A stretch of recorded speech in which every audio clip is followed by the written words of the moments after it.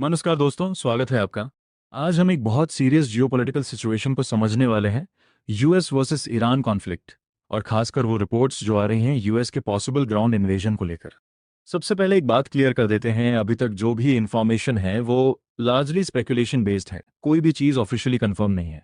लेकिन रिपोर्ट्स इतनी कंसिस्टेंट हैं कि उन्हें कंप्लीटली इग्नोर भी नहीं किया जा सकता। कहा जा रहा है कि पेंटागन ग्राउंड इन्वेजन के ऑप्शन को सीरियसली इवैल्यूएट कर रहा है, और कुछ एनालिस्ट का मानना है कि Donald Trump actually time buy कर रहे हैं, यानी डिले कर रहे हैं, ताकि ग्राउंड फोर्सेस प्रॉपरली डिप्लॉय हो जाएं और ग्लोबल मार्केट्स थोड़ा स्टेबल हो जाए। इसी बीच एक बहुत बड़ी रिपोर्ट सामने है, और ये रिपोर्ट आई है ईरान के स्टेट मीडिया से। अब नॉर्मली स्टेट मीडिया पर डाउट होता है, लेकिन इस केस में ईरान खुद कह रहा है कि यूएस का ग्राउंड इन्वेजन प्लान रियल हो सकता है। उनकी इंटेलिजेंस एजेंसीज भी इस पॉसिबिलिटी को कंसिडर कर रही हैं।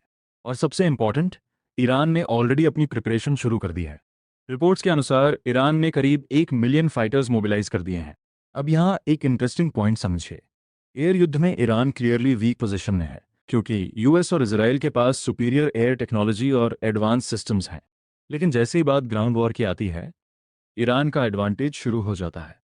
Home ground advantage, terrain familiarity, local support, और हिस्ट्री भी बताती है कि यूएस का ग्राउंड इन्वेजन एक्सपीरियंस मिक्स्ड रहा है। इराक, अफगानिस्तान जैसे एग्जाम्पल सामने हैं।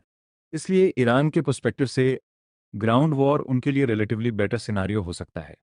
लेकिन ध्यान रहे, ये सब अभी भी स्पेकुलेटिव स्टेज में है। अब आते हैं ट्रंप के लेटेस्ट मूव पर।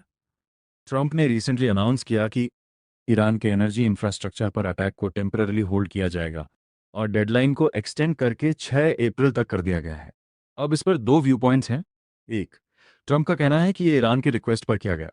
दो, लेकिन क्रिटिक्स का कहना है कि ये सिर्फ टाइम बाइंग स्ट्रैटेजी है, यानी फोर्सेस को पोजीशन करने का समय, मार्केट्स को स्टेबलाइज करने का समय। अब ईरान का रिस्पॉन्स क्या है? ईरान ने यूएस के प्रपोजल को डायरेक्टली रिजेक्ट कर दिया है। ईरान ने अपनी तरफ से 5 कंडीशंस रखी हैं, और साफ कहा है कि पहले ये कंडीशंस एक्सेप्ट करो, फिर नेगोशिएशन की बात होगी। ईरान के फॉरेन मिनिस्टर ने भी क्लियरली कहा, हम अभी यूएस के साथ टॉक्स के लिए रेडी नहीं हैं। लेकिन यहाँ एक बहुत बड़ा फैक्टर है, इंटरनल पॉलिटिक्स। ईरान के कई टॉप लीडर्स ऑलरेडी मारे जा चुके हैं, सुप्रीम नेता, आईआरजीसी लीडरशिप, इंटेलिजेंस ऑफिशियल्स। अब सवाल यह है, क्या आईआरजीसी इतनी आसानी से नेगोशिएशन अलाउ करेगा? यही रीजन है कि ईरान के लीडर्स पब्लिकली टफ स्टांस ले रहे हैं, भले ही इंटरनली कुछ डिस्कशन चल रहा हो। अब अब इम्पैक्ट की बात करते हैं, और ये बहुत बड़ा है। सबसे पहले यूएस के अंदर फॉक्स न्यूज़ के एक पोल के अनुसार 64% अमेरिकन ट्रंप के वार अप्रोच को डिसअप्रूव करते हैं। ये ट्रंप के लिए बड़ा चैलेंज है। अब ग्लोबल इम्पैक्ट देखें, स्पेशली एनर्जी क्राइसिस। सबसे पहला एग्जाम्पल, श्रीलंका ऑलरेडी 2022 में इकोनॉमिक क्राइसिस फेस कर चुका है। अब फिर से फ्यूल शॉर्टेज शुरू हो गई है। QR based fuel rationing system वापस लागू करना पड़ा। क्यों? क्योंकि उनकी एनर्जी इंपोर्ट्स का बड़ा हिस्सा स्ट्रेट ऑफ हॉर्मूज से आता है। दूसरा एग्जाम्पल, वियतनाम, फ्यूल पर एनवायरमेंटल टैक्स को जीरो कर दिया गया, ताकि पेट्रोल प्राइसेस कंट्रोल में रह सके। और अगर कॉन्फ्लिक्ट एस्केलेट होता है, ऑयल प्राइसेस और बढ़ेंगे। इंडिया, चाइना जैसे कंट्रीज भी इंपैक्ट फील करेंगे। अब सबसे इंटरेस्टिंग डेवलपमेंट, इंडिया का रोल। ट्रंप ने इनडायरेक्टली सिग्नल दिया है कि इंडिया को इस कॉन्फ्लिक्ट में बड़ा रोल प्ले करना चाहिए। उन्होंने पीएम नरेंद्र मोदी के लिए कहा, we are two people who get things done. इसका मतलब क्या है? यूएस चाहता है कि इंडिया मीडिएटर बने, क्योंकि इंडिया के रिलेशंस यूएस और मिडिल ईस्ट दोनों के साथ स्ट्रांग है। आने वाले समय में आपको ऐसे और स्टेटमेंट्स देखने को मिल सकते हैं। अब इसराइल का स्टैंड भी समझिए। इसराइल बिल्कुल अग्रेसिव मोड में है। लेबनान के सदर्न रीजन को इवैक्यूएट करने की वार्निंग दे दी गई है।